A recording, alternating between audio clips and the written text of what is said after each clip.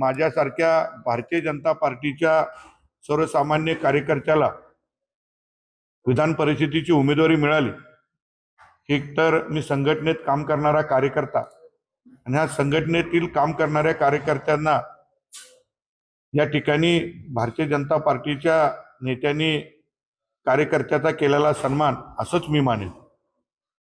भाऊ, दादा काय सांगाल, एकूण जिल्हा परिषदेला काही जो कुरघोडी झाल्या होत्या एकमेकांच्या विरोधात, भाजपकडून शिवसेनेचं असेल राष्ट्रवादी असेल हे दुखवले गेले होते, मात्र असं असताना आता ती उमेदवारी तुम्हाला मिळाली आहे, भाजपकडून उमेदवारी मिळाली, हे दोन्ही पक्ष तुम्हाला साथ देतील का काय? महायुतीचे जिल्ह्यातील म्हणजे सातारा जिल्हा असेल, सांगली जिल्हा असेल, दोन्ही जिल्ह्यातील महायुतीचे नेत्यांना मी इच्छुक उमेदवार म्हणून या अगोदर सगळ्या नेत्यांना भेटलेलो आहे। यदा कदाचित माझी उमेदवारी निश्चित झाली तर आपण माझ्यासारख्या सर्वसामान्य कार्यकर्त्याला न्याय द्यावा, माझ्या पदरात माप टाकावं अशी विनंती दोन्ही जिल्ह्यातील सर्व नेत्यांना, महायुतीच्या नेत्यांना मी केलेली आहे। आणि आपण जो प्रश्न विचारला जिल्हा परिषदच्या कुरघोडीचा, तो जिल्ह्यापुरता मर्यादित विषय असतो।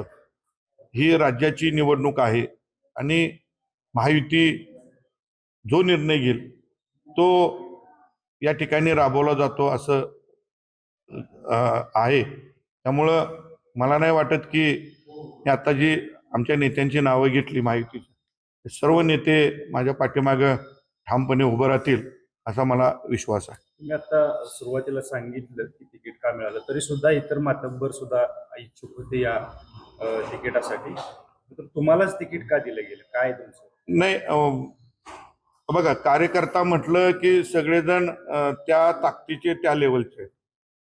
सातारा जिल्ह्यातून माझ्याबरोबर आमचे सुनील तात्या काटकर हे इच्छुक होते, आमचे सहकारी शेखरभाऊ गोरे हेही इच्छुक होते।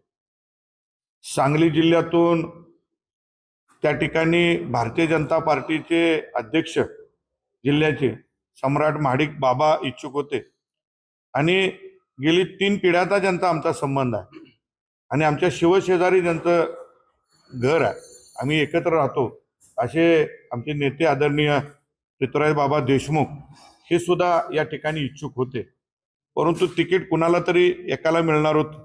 आम्ही सगळे एकमेकांशी तिकीट मिळायच्या अगोदर सुद्धा बोलत होतो आणि ज्याला तिकीट मिळेल त्याच्या पाठीमागे ठामपणे उभं राहायची भूमिका सगळ्यांनी घेतली होती।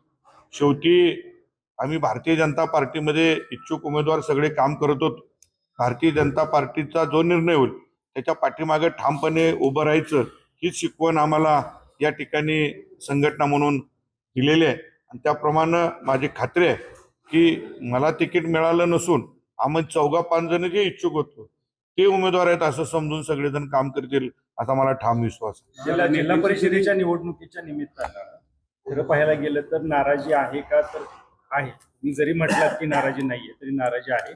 तरी राज्याची निवडणूक असली तरी जिल्ह्यामध्ये जे जिल्हा परिषदेच्या निवडणुकीला जे राजकारण झालं त्याच्यामुळं शिवसेना आणि राष्ट्रवादीची जे सदस्य आहेत जिल्हा परिषदेचे असतील किंवा त्यांचे इतर नगरपालिकांमधले सदस्य असतील, त्यांची नाराजी अजून सुद्धा भाजपवर आहे, हे बोलताना आमच्यासोबत दिसते।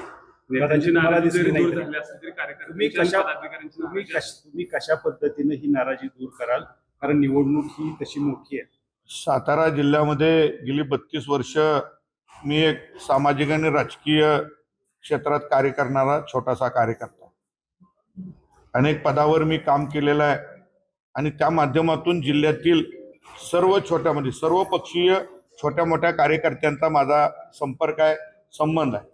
सगळ्यांशी माझे वैयक्तिक जिव्हाळ्याचे संबंध आहेत आणि त्याच्यामुळं या सगळ्या गोष्टीवर बोलणं झालेलं आहे, चर्चा झालेला आहे आणि सगळ्यांनी या ठिकाणी झालं गेलं विसरून जाऊन एक दिलानं काम करायचं ठरवलेलं आहे आणि त्या पद्धतीनं मला खात्री आहे एक कार्यकर्ता म्हणून जी भावना सगळ्यांच्या मनात असते ती भावना या ठिकाणी माझ्यासाठी सगळ्यांची चांगली राहील अशी मला आशा आहे आणि सगळेजण एक दिलानं काम करतात। महाविकास आघाडीचं काय आव्हान?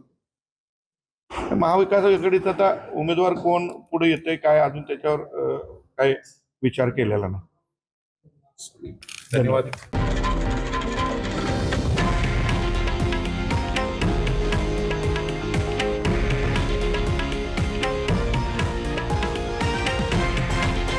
हे आहे देशातील नंबर 1 न्यूज नेटवर्क आणि आपण पाहत आहात TV9 मराठी, एकमेव.